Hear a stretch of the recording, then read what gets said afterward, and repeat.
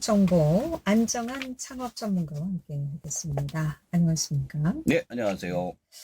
자, 오늘은 어떤 창업에 대해서 또 얘기를 나눠볼까요? 자, 이번에는 자신이 일하는 업종에서 창업 성공하는 법에 대해서 소개를 해드릴까 합니다. 네. 자신이 일하는 업종에서 예, 창업에 성공하는 법. 예, 예. 네. 자, 그렇다면 자신이 일하는 업종에서 창업에 성공하는 법이라면은 뭐 누구나 이제 뭐 저 같은 경우에도 제 하는 일에 대해서 그쵸? 창업을 한다. 그러면 성공하는 법이죠. 성공하는 법. 예. 네.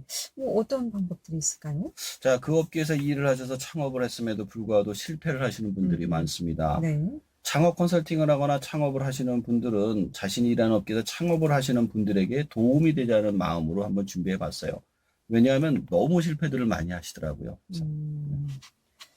그런데 본인이 하는 일에 대해서 창업을 하면 좀 성공하지 않을까 싶은데, 네. 일 잘하던 직원이 창업하면 실패를 한다. 왜 실패를 하게 되는 걸까요? 우선 직원과 사장의 일이 다르기 때문입니다. 네. 직원은 정해진 일만 하면 됩니다. 그리고 변수에 대해서는 아무런 책임이 없습니다.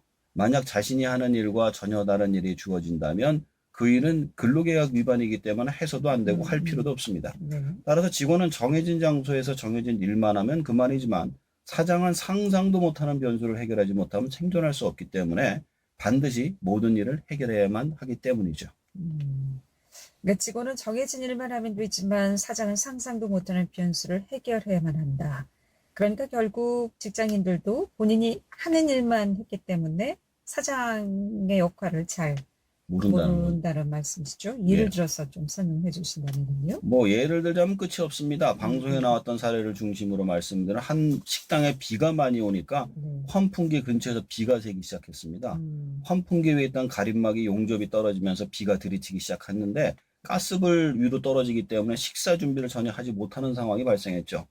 만약 그 빗물을 막지 못한다면 식사를 손님들에게 대접할 수 없게 됩니다. 네. 점원의 입장이라면 자신이 그 빗물을 막아야 될 의무도 없고 능력도 없습니다.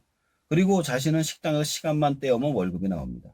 그러나 사장의 입장은 다릅니다. 그 빗물을 막지 못하면 손님을 받을 수 없고 그렇게 되면 자신은 수입을 발생시킬 수 없게 됩니다. 그래서 떨어진 용접함을 사다리를 타고 올라가서 임시라도 비를 맞아가면서 테이프와 끈으로 묶어서 막습니다. 네. 그리고 그 다음날 사람을 불러서 다시 용접을 하는데 그래도 비가 새서 환풍기 전체를 돈을 들이고 고치는 상황이 발생합니다. 이처럼 사장은 정해진 일을 하는 것은 물론 예상할 수 없는 모든 일을 해결해야만 하기 때문이죠. 네. 아주 뭐 간단한 사례를 설명해 주셨다고 보는데 실제로 이런 일들이 또 사업을 하다 보면 빈번할 수도 있겠네요. 이게 빈번한 정도가 아니라 네. 그냥 일상적으로 일상. 일어나요. 네. 이 앞에서 말씀드린 사례는 간단한 문제지만 복잡한 경우도 엄청 많아요. 치과에서 있었던 일인데요. 네. 손님이 많은 치과인데 갑자기 손님을 못 받게 된 이유가 에어컨이 고장나서 못 받게 되는 경우도 있고요. 네. 뭐 1시간씩 입 벌리고 가만히 있을 수는 없잖아요. 그렇죠. 그리고 방금까지 아무런 문제 없이 잘 작동되던 기계가 갑자기 안 돼서 AS를 받을 수 없는 시간대에 고장나는 경우도 있습니다. 게다가 어제까지 간판의 형식이 아무런 문제가 없었는데 간판의 규격이 바뀌었다고 바꾸라고 공무원들이 나와주고 그런 경우도 있고요. 손님들이 잘 먹고 나가선 갑자기 탈이 났다고 컴플레인하는 경우도 있습니다. 그리고 물건을 사고 나서 말도 안 되는 이유로 반품을 요구하는 경우도 있습니다. 또 직원이 안 나오거나 아프다서 안 나오는 경우도 굉장히 흔해요.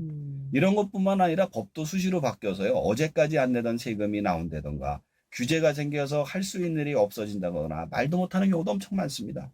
게다가 요즘처럼 코로나19 전염병이 돈다고 해서 내가 수입이 끊겼다고 도와주는 사람 아무도 없습니다. 그냥 손해봐야 합니다. 맞아. 옛날에 중국집에 주방장이 나오지 않아서 영업을 못한다는 얘기를 많이 그거는 들어봤습니다. 굉장히 흔해요. 주방장 없어가지고 장사 네. 못하는 경우는. 뭐 중국집뿐만이 아니라 마찬가지죠. 다 마찬가지예요, 식당은. 식당들은. 네. 그러니까 생각지도 못한 변수의 법과 제도 또 전염병까지 이로 인해서 많은 또 손해를 봐야 되고 영업을 못하는 경우가 참 많습니다.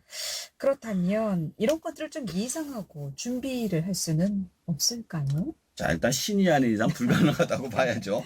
네. 아무리 예측자라고 준비를 하고 있더라도 예측된 것들만 사실상 준비가 돼 있으면 변수가 아니라고 보시면 됩니다. 네. 이런 경우 어쩔 수 없이 사장이 나서서 해결을 해야만 하는데 직원 생활들 오래 하신 분들 보잖아요. 네. 어떻게 해야 될지 모르고 그냥 발만 동동거리고 이게 누가 해결해 주기를 바라더라고요.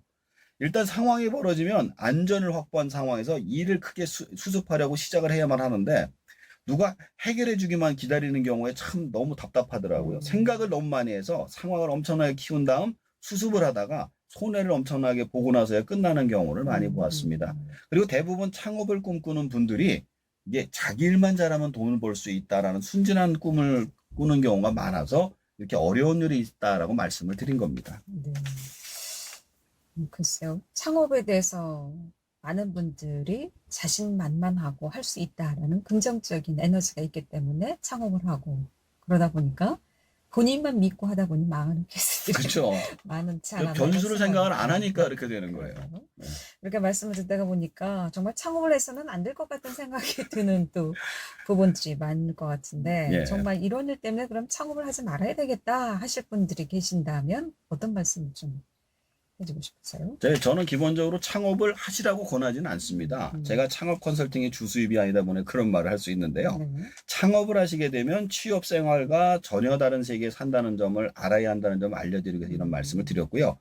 그리고 실질적으로 창업을 해야 되는 이유도 별도로 말씀을 드리면 내가 가진 육체적 자산이 나이가 들어감에 따라 떨어질 수밖에 없기 때문에 그 전에 창업에 도전을 해서 빨리 자리를 잡는 게 유리할 수 있다고 이야기를 드리죠. 예를 들어 내가 바리스타라 할지라도 커피점에서 일을 할 수 있는 나이가 정해져 있잖아요. 내가 하지만 창업을 하면 나이에 상관없이 일을 할 수 있죠. 이 부분은 철밥통이라고 하는 공무원도 마찬가지입니다. 60세가 되면 퇴직을 해야 하지만 100세 인생이다 보니 나머지 인생을 놀면서 보내 너무 힘들죠. 게다가 요즘처럼 대량의 실업의 상황에는 직업 자체를 구하기도 힘듭니다. 네. 그럼에도 불구하고 창업을 하려는 분들은 어떻게 그럼 준비를 해야 될까요? 안 할 수는 없잖아요. 그렇죠. 네. 첫 번째로 자신의 수입을 대부분 저축할 생각으로 창업해야 합니다. 두 번째로는 어떤 문제가 생겨도 대처할 수 있는 정신적, 육체적 준비를 해놔야 되고요. 세 번째가 관련 업계에 많은 인맥을 쌓아놓으시면 좋습니다. 첫 번째가 자신의 수입을 대부분 저축할 생각으로 창업을 해야 한다고 하셨는데 돈을 벌면 일단 좀 처음엔 좀 쓰고 나중에 벌어서 저금하고 싶은 생각이 좀 들 것 같아요. 저 같아도. 예, 그렇죠. 네. 첫 번째로 그런데 수입의 대부분을 저축해야 하는 이유는 뭘까요? 자, 이렇게 생각지도 못한 변수가 생겼을 때 가장 큰 문제는 돈입니다. 네. 내가 아무리 대처 잘한다 해도 결국 손해를 막기 위해서 힘든 상황이 생길 수밖에 없죠. 근데 월급 받아 생활하시는 분들은 들어온 돈이 다 내 돈이다라고 생각하고 쓰시는데 창업을 생각하시면 지금 쌓이는 돈은 내 돈이 아니라 앞으로 위기가 생겼을 때 대처하기 위한 돈이라 생각하시고 준비하는 게 좋습니다. 그러지 않으면 작은 위기에도 쉽게 무너지게 되거든요. 아주 간단한 사례로 대부분 창업하시는 분들이 세금에 대해서 잘 모르고 창업하는 경우가 많아요. 특히 부가가치세에도 잘 몰라서 1년 팔아보고 세금 내고 멘붕 와서 놀라는 경우가 굉장히 많습니다. 그 외에도 지방세나 각종 고지서를 받아보면 자신들이 판 게 이익이 아니라 손해라는 걸 그때 알 때가 많습니다. 부가세도 그렇고 세금이 그렇게 많습니까? 많습니다. 그럼 내보면 알아요. 창업하시고 돈을 벌면 일단 세금부터 확인하고 얼마를 내야 되는지 일단 부가가치세 10%를 별도로 저축을 해놔야 돼요. 일단 뭐 매출이 3천만 원이라면 그럼 300만 원 정도. 그거를 부가세만 있는 것이 아니라 나머지 또 세금이 더 있으니까 지방세라든가 뭐 그 종소세 이런 게 다 있으니까 그것까지도 생각을 해야 되기 때문에 이게 일단 무조건 저축을 해놔야 되는 거예요. 처음에 창업에서 돈 잘 벌린다고 해서 막 써서는 안 되겠군요. 안 되죠. 자, 두 번째로 정신적, 육체적 준비를 해야 한다고 하셨는데 이거 어떻게 하라는 말이죠? 자, 월급 생활자들은 그렇죠. 일할 때 열심히 일하고 쉴 때 열심히 쉬잖아요. 근데 창업자는 그러면 안 돼요. 자기가 일을 하다 보면 매장에 돌아가는 상황이 있으면 쉬는 것도 쉬는 게 아닙니다. 항상 긴장하고 있어요. 왜냐하면 무슨 일이 벌어질지 모르기 때문에. 아까도 얘기한 것처럼 뭐 식당에 환풍기가 비가 샌다든가 에어컨이 고장 난다든가 생각지도 못한 규제 때문에 운영을 못한다는 상황이 발생해도 직원은 아무것도 못해요. 결국 내가 뛰어가서 해결을 해야 되기 때문에 항상 긴장한 마음으로 준비를 하고 있어야 됩니다. 자, 세 번째, 관련 업계에 많은 인맥을 쌓아놓으라고 하셨는데 인맥을 쌓아놓으면 실제 어떤 도움이 될까요? 자, 관련 업계 사람들을 많이 알아들어서 비슷한 사례에 대해서 어떻게 대처했는지 공부를 할 수가 있고요. 문제가 생겼을 때 해결책을 빨리 얻을 수가 있어요. 저도 실제로 많은 서점을 하시는 분들을 알아서 문제가 생겼을 때 조언을 많이 얻었습니다. 저희 서점도 가장 위기가 됐던 때가 학교에서 한꺼번에 시험을 없앴을 때 굉장히 위험했었거든요. 네. 그때 이제 학원에서들 많이 도와줘서 위기를 넘길 수 있었습니다. 음. 혼자서는 절대로 생존할 수 없습니다. 그렇군요. 자신이 일하는 업종에서 창업에 성공하는 법 소개해 주셨는데 다시 한번 좀 정리해 보겠습니다. 자신의 일하는 업종에서 일을 잘한다고 해서 창업을 성공할 수 있는 것은 아닙니다. 창업을 하게 되면 일정한 일뿐만 아니라 그 외에 상상 밖의 일을 해결하지 못하면 생존할 수 없죠.